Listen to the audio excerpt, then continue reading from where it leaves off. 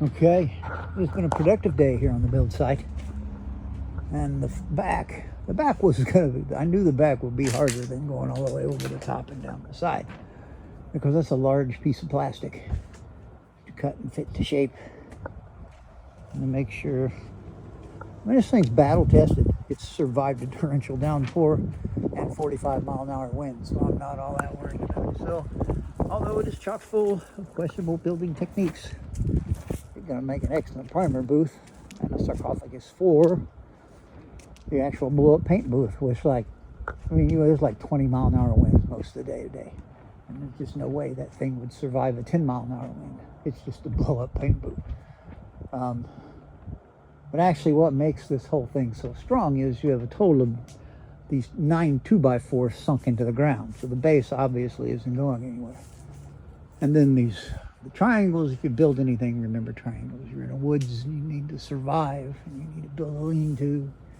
Guess what? It's a triangle. But what really makes it all strong is the boards across the top and to the sides tie it all together with that truss. Is really what makes everything just bulletproof. There's just nothing, no way. You can't pull against it any direction that another direction doesn't have to collapse, and that is the magic of triangles. Can't bend one in without bending another out, so it makes things incredibly strong. And I've decided that this could be really a lucrative endeavor.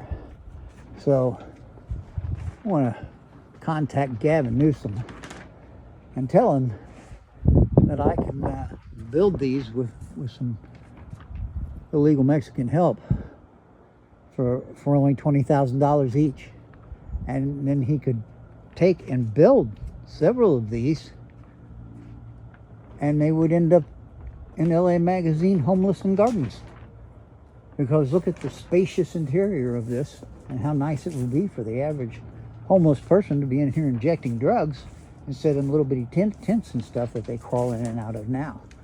And then you could put a pretty good sized bucket here to defecate and urinate in, and it'd be pretty magical for them. And then, you build, let me say, 20,000 of these, or $20,000 each, and they house all these people. And when they're done, and something happens and they have to move them, they just use California's magic way of getting rid of things that you don't want. Just burn them all down. Plastic goes up in there, all the burn wood's up. Wood burns to ash, and you scoop it all up with a backhoe and throw it in a big ass dumpster. I think it's genius.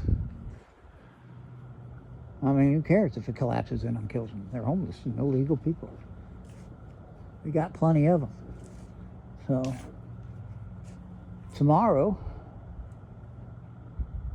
I will not have help, but I only needed help on that back panel. I didn't need help going all the way over the top. With that back panel, I knew that it was going to be like a challenge to get that whole piece up there. But this thing's solid. It's nice in here. Like the wind comes, you can hear it flapping against there, but no wind comes in here. It doesn't even have a front on it now. You hear that? That's the plastic, which gets pretty a lot louder when really kicks up. But it is ideal. Now, like I say, it's already been tested. It was actually, like, this makes it the most susceptible it's been. When it didn't have the back on there, then wind could come in and it could get out the back. So now, hypothetically, if a 45-mile-an-hour wind came through this front door, it might try to lift it, but the best it would do is tear the plastic off of it. So, and I'm not worried. This plastic's really crazy strong by that, and I've had it on there for like a year or two. So, I'm not even worried about it. So I'm like incredibly enthusiastic, because tomorrow I finish this, and the next day I filler prime. Put them in here and prime all the fenders, the hood. The hood's, I'm bold, just lift it off. You got to get in here and filler prime it all, bolt it all back on the car, block it. Probably get to do that one more time and paint it. The more I get blocked and filler primed and done, then I don't need this for a primer booth anymore. And then I put the blow-up paint booth in here. Does it seem like a great deal of trouble? It is. But did I have any way to see this weather coming? This is the worst winter since 1908 in America. It's not like this in Florida this time of year, ever. It's like, it's cold sometimes. The 1st of January is always cold, but by now it's usually warm and beautiful weather. The best you're going to get, actually, because it's going to start getting really hot in the not too distant future. So all this trouble makes me be able to finish this thing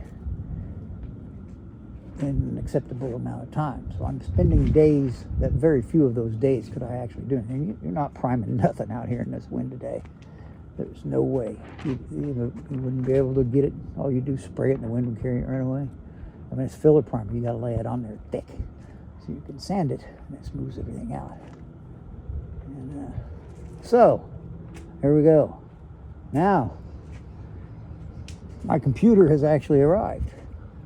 And how that got here so quickly is it's the agency. It's got all kind of airmail stuff and all that on it. But they got it here in like a day. They got to work on the chips, the boards, the memory boards. And so they're going to be like another several days or a week on that. And then I have to wait for the base. But you will see the unveiling all at once. No trailers, no early viewing. When I take it out of that box, I'm putting it together. Or out of the boxes, I'm putting it together. And I'm going to fire everything up, and then there's going to be stuff that doesn't work, because there always is. And they've had such modifications. But it's coming loaded with the best of the best video and image editing programs on Earth. So I'll have that. All right. I'm going to put up these tools, go inside, chill, get back out here early tomorrow, and bust this thing out. Rain or shine the next day, I'll be priming.